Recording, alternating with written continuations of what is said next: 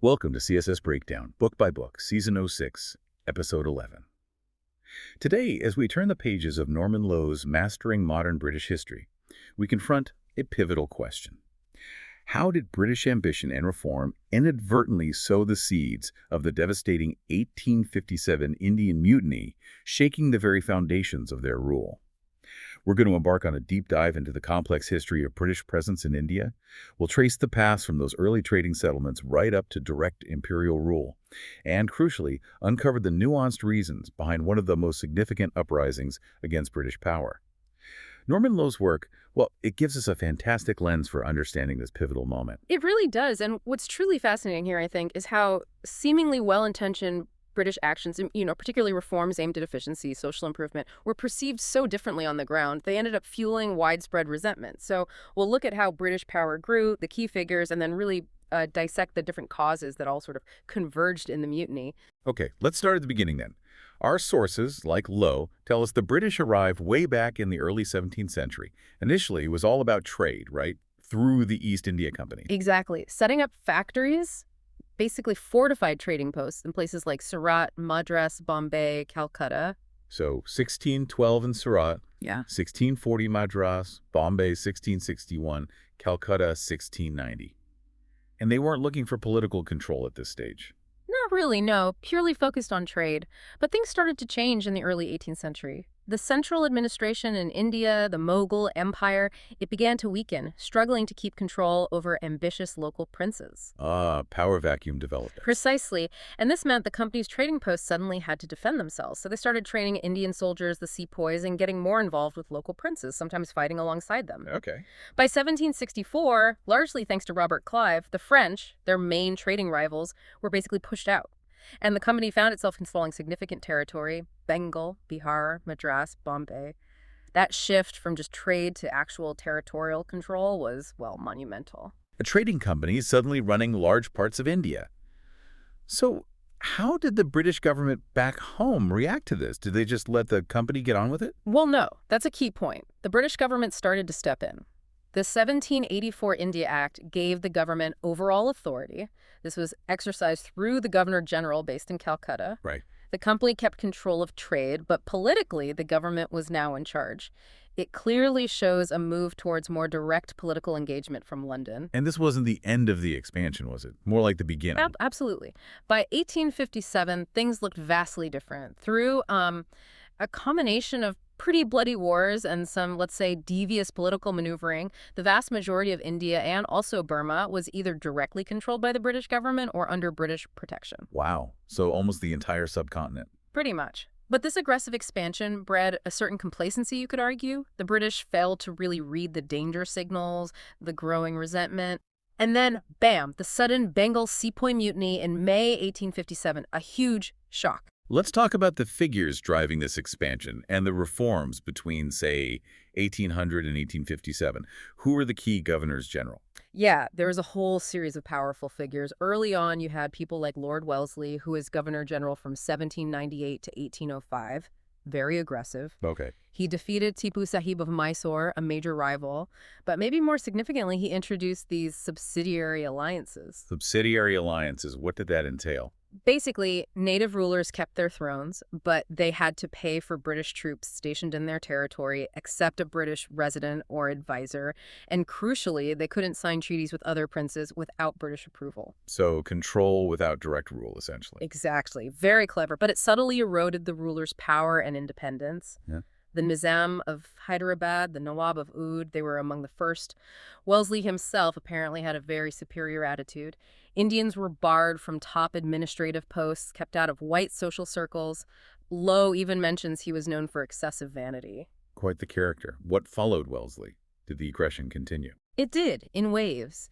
Lord Minto, 1806-13, had to deal with some sepoy mutinies and simmering Maratha resentment, but he managed things and made an important agreement with Ranjit Singh of the Sikhs.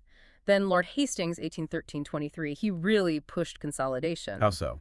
Well, after dealing with Gurkha incursions from Nepal, he took on the Pindaris, sort of roving military bands, and then decisively defeated the powerful Maratha chiefs at the Battle of Kirki in 1817. This led to direct annexations, like the Deccan region, so less indirect rule, more direct British control, but he also started internal improvements like irrigation and roads. A mix of military conquest and internal development. Right. Then Lord Amherst, 1823-8, had a tough time with aggressive raids from the King of Ava in Burma. This led to the First Anglo-Burmese War. It was a costly campaign, lots of British casualties, mostly from disease. And then comes Lord William Bentinck. This period, 1828-35, seems really crucial in terms of the underlying tensions building up. Absolutely. Bentinck enjoyed a period of relative peace, which let him focus on finances and, importantly, social reform. And here you really see two conflicting British attitudes clashing. What were those? On one hand, there was this idea, even written into the 1833 India Act, that they should respect Indian laws and customs, consult the interests of the native subjects. But on the other hand, There was this powerful drive to impose Western culture and values. The idea that India needed Westernizing to progress. precisely. And the latter view really dominated under Bentinck. He made English the language of instruction in schools receiving state aid. He pushed European culture. And then there were the really controversial moves. Like banning suttee. Yes, the burning of Hindu widows on their husband's funeral pyre, and also stamping out thuggee, which involved ritual murders. He also deposed some rulers, like the Raja of Coorg, for cruelty or incompetence. From a British perspective, these might seem like progressive moral actions. Undoubtedly. But from an Indian perspective, especially for conservative elements and religious authorities like the Brahmins, this was a profound, unwelcome intervention in their culture and religious practices, a direct assault on tradition. You can see how that would cause deep resentment. And it wasn't all smooth sailing for the British military either, was it? There were setbacks. Definitely. Lord Auckland's time, 1835-42, ended in disaster with the First Afghan War. He invaded Afghanistan, trying to counter perceived Russian influence, replaced the ruler Dost Muhammad with someone unpopular, Shah Shuja. And that went badly wrong. Horribly wrong. In January 1842, retreating British troops, about 4,500 of them, were caught in a narrow pass and completely wiped out. Just one survivor reportedly made it back. This was huge. It showed Indians very clearly that the British were not invincible. A massive blow to their prestige. A huge blow. His successor, Lord Ellenborough, 1842-4, managed to restore some prestige by recapturing Kabul, but then he launched what Lowe calls unjustified attacks, annexing Sindh and Gwalior, which actually led to him being dismissed. Then Lord Hardinge, 1844-8. He faced a Sikh invasion from the Punjab. Right. After some very costly battles, the British captured Lahore, put the young Maharaja Dalip Singh on the throne under their guidance. Hardinge left thinking peace was secured. He famously said something like, "It will not be necessary to fire a gun in India for several years to come." Famous last words, it seems. Tragically ironic, yes, because next came Lord Dalhousie, 1848-56. Still only 36 when he arrived, but responsible for, well, massive further extensions of British power and really significant reforms. What were his key actions? More expansion first. He annexed the Punjab after another Sikh revolt broke out. He brought more of Burma under British control after a second war there. But within India, the really big one was his implementation of the doctrine of lapse. Yes, the doctrine of lapse. Explain that again. Okay, so Hindu tradition allowed a ruler without a natural son to adopt an heir who would then inherit the throne. Dalhousie basically said, no more. If a native ruler died without a natural heir, his state would lapse. It would be annexed by the British. Ignoring long-standing tradition. Yeah. How was that received? Terribly. It was seen as dishonorable, cynical, a way to grab land, and a clear breach of treaties and understanding. He annexed 7 states this way. Big ones, too, like Nagpur, with 4 million people. And perhaps most controversially, Oudh in 1856. Now, Oudh seems to come up again and again as a major point of contention. It really was. Its Nawab was seen as incompetent, but the annexation itself was viewed as a deep cultural insult and a betrayal. Many sepoys in the Bengal army actually came from Oudh, so this hit very close to home for them. It arguably shattered any remaining trust. Yet Dalhousie was also this great modernizer, wasn't he? Pushing infrastructure. Absolutely huge infrastructure projects. We're talking 2,000 miles of road, including the Grand Trunk Road, 18,000 miles of irrigation canals. The Ganges Canal was a massive feat of engineering, railways linking major cities, the Indian telegraph system, hundreds of new post offices. He even encouraged education for women. A tremendous list of achievements in terms of development. Undeniably. But Dalhousie himself knew he'd stirred things up. Lowe quotes him saying he knew he'd offended many people and explicitly warned the British government back in London to remain alert. A warning that seems to have gone unheeded by Palmerston's government at the time. It appears so. Yeah. So you put it all together. The reforms of Bentinck, and especially Dalhousie, however well-intentioned or beneficial some might have been, they were just too much, too fast for conservative Indians. They fundamentally disrupted society and created deep grievances. Dalhousie left India in 1856, leaving behind a population really simmering with a sense of injustice. Okay, so let's really break down those seeds of rebellion. What were the main causes of the mutiny? Pulling together everything we've discussed, let's start with the political grievances. Well, Dalhousie's doctrine of lapse is top of the list. The annexations, especially Oudh in 1856, seriously alarmed other Indian rulers. They started to think, is this a British plan to just get rid of us all? A slippery slope argument. Exactly. It felt dishonorable, a breach of treaties. And as we said, Oudh was crucial. Lowe cites a loyal sepoy saying that seizing Oudh filled the minds of the sepoys with distrust. And remember, many sepoys were from Oudh. Right. And then there were the economic grievances. How were British policies hitting ordinary Indians in their pockets? In several ways. British manufactured goods, mass-produced and cheap, flooded the Indian market. This basically ruined many Indian urban craftsmen, weavers, spinners, blacksmiths, carpenters. They just couldn't compete. Lowe quotes an Indian source complaining it reduced artisans to beggary. And in the countryside? New European land practices caused chaos. Things like demanding fixed rents paid in cash and recognizing individual land ownership rather than traditional village rights. Many peasants and even landlords weren't used to regular cash payments, fell into debt, often to moneylenders, and ended up losing their land. So the traditional rural structure was breaking down. Yes, the pattern of rural life was breaking up, as Lowe puts it. Families lost ancestral lands. Old feudal masters, who might have had some sense of obligation, were replaced by new landlords or moneylenders, often seen as unsympathetic. This was particularly bad in places like, again, Oudh. Okay, so political fears, economic hardship. What about the religious and social grievances? These seem incredibly potent. Hugely potent. Things like Bentinck abolishing suttee, and then later Dalhousie allowing Hindu widows to remarry in 1856, these deeply offended high-caste Hindus, especially the Brahmins.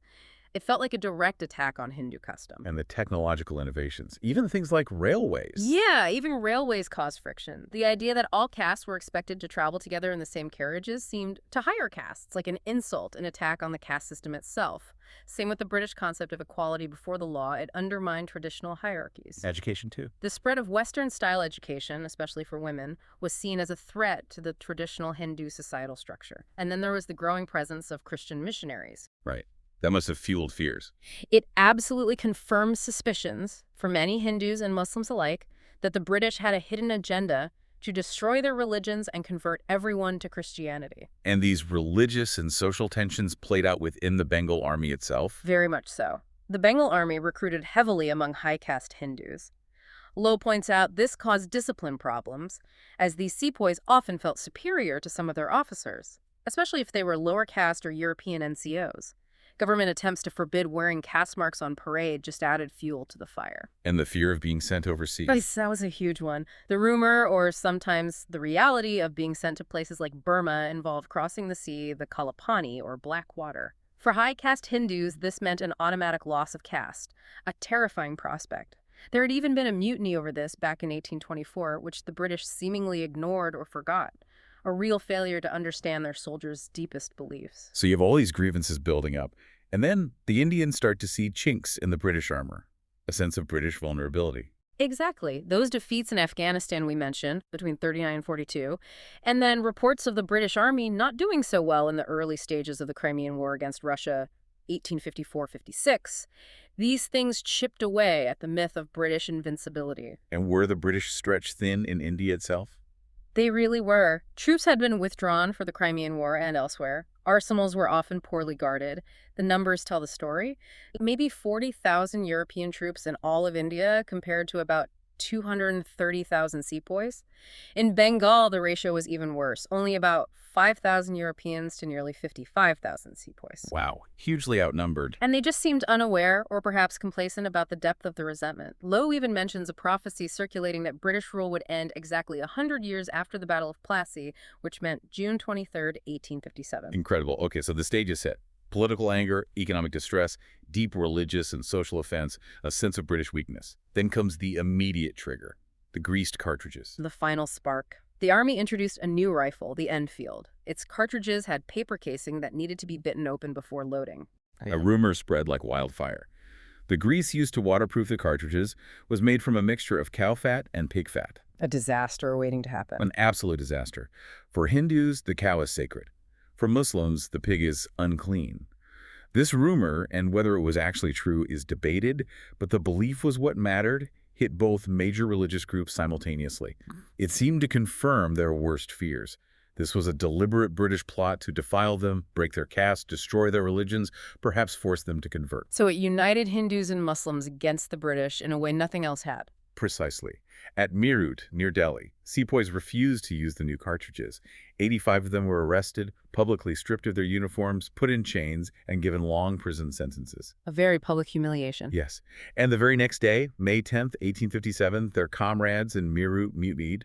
They freed the prisoners, killed their European officers, and marched on Delhi. The mutiny had begun. It's so clear, listening to this, that while the cartridges were the spark, the fire had been building for years. Joseph Coohill, writing later, really emphasizes this, doesn't he? He points to declining sepoy pay and status, less respectful officers, and calls the annexation of Oudh that final, unbearable outrage. Absolutely. It was the culmination of all these factors we've discussed. So after Meerut, the mutiny spreads. Where did it take hold most strongly? It spread rapidly, but mainly through Bengal, which is unsurprising given the annexation and the northwest provinces. But, and this is crucial, it wasn't an all-India uprising. Who stayed loyal? The Sikhs in the Punjab, interestingly, remained loyal partly due to historical antagonism towards the Mughals the rebels were trying to restore. The Madras and Bombay armies also largely stayed loyal, and key native rulers like the Nizam of Hyderabad and the King of Nepal actually helped the British. So the main fighting really focused on three key centers: Delhi, Cawnpore, and Lucknow. And the events in those places were notoriously brutal. What happened in Delhi? The rebels from Meerut captured Delhi quickly, proclaiming the aged Mughal emperor as their leader. There was a massacre of Europeans there. Retaking Delhi became a major objective for the British, but it was tough. They faced around 40,000 sepoys and only succeeded in September after bringing up heavy siege artillery. The fighting was fierce, and there were brutal reprisals afterwards. In Cawnpore, that name became infamous. Yes, Cawnpore is probably the most horrific story. A small British garrison, maybe less than 700 soldiers plus civilians, was besieged by about 3,000 sepoys, led by Nana Sahib. The ruler whose pension Dalhousie had stopped. The very same. After 3 weeks of siege, the British surrendered, accepting Nana Sahib's promise of safe passage downriver by boat. But as the boats were loading, cannons opened fire, massacring most of them. A terrible betrayal. And it got worse. The surviving women and children were imprisoned, and then, as a British relief force got close, they were brutally hacked to death and their bodies thrown down a well. When the British retook Cawnpore, their revenge was equally terrible. A.N. Wilson calls the British reprisals a perpetual moral stain. Just awful. And Lucknow. That was the capital of Oudh. Right. Lucknow held out for a long time. About 1,000 Europeans defended the residency against maybe 60,000 rebels. Relief forces eventually broke through, but the city wasn't fully secured until March 1858. Even then, Lord Canning, the Governor-General, made a bit of a blunder by declaring all land in Oudh forfeited, which just prolonged the resistance there. So, despite the ferocity and spread in certain areas, the mutiny ultimately failed. Why? You mentioned it wasn't truly national. What else contributed to its failure? Well, that lack of national scope is key. Fewer than half the sepoys actually joined the mutiny. Many crucial rulers actively supported the British. What about civilian involvement? Outside of Oudh, civilian involvement was pretty limited. Many upper-class Indians, those benefiting from English education or involved in trade, weren't involved. And participation among Muslims was also less widespread than among Hindus, despite the cartridge issue. And leadership. Did a strong leader emerge for the rebels? No, and that was a critical weakness. There was no single outstanding leader. No real coordination between the different rebel centers. Delhi, Cawnpore, Lucknow often acted independently. There wasn't an overall plan. Lowe points out the rebels in Delhi just waited for weeks after capturing the city, unsure what to do next, losing crucial momentum. While on the British side, Despite being outnumbered, they had much more decisive leadership. Lord Canning, the Governor-General in Calcutta, managed to direct the overall strategy effectively, and commanders on the ground, people like Havelock, Nicholson, Colin Campbell, showed real determination and skill, often winning against the odds. okay, so the mutiny is suppressed, often brutally. What happens next? The British government must have realized things couldn't just go back to the way they were. Absolutely not. It was a massive shock to the system. They had to admit something had gone profoundly wrong with how India was being ruled by the East India Company. So how did they adapt? What were the main consequences? The biggest, most immediate result was the Government of India Act of 1858. This act completely abolished the East India Company. All its powers, all its territories, all its properties, everything was transferred directly to the British Crown. A fundamental change in governance. Huge. A Secretary of State for India was created in London, assisted by a council of 15 members. And in India, the title Governor-General was changed to Viceroy, making it explicit that he was the personal representative of the British monarch. And policy changes, promises made. Yes, the act included promises. No more interference with Indian religions, and Lowe notes this promise was largely kept. It also promised equality of opportunity for Indians in government service alongside the British. Well, was that promise kept? Lowe says, unfortunately, no. That one wasn't really delivered on for a long time. What about Lord Canning, the man who oversaw the end of the mutiny and became the first viceroy? He got a nickname, didn't he? Yes, Clemency Canning. Because he resisted calls from the British public back home for widespread, indiscriminate executions after the mutiny was suppressed. He argued for moderation, which wasn't popular at the time but was probably wise in the long run.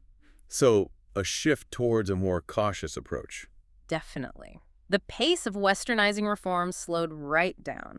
Much more care was taken not to offend religious sensibilities or local customs. Crucially, that doctrine of lapse was officially abandoned. And relations with the Indian princes. The British made a real effort not to offend the native rulers anymore. They realized they needed their support.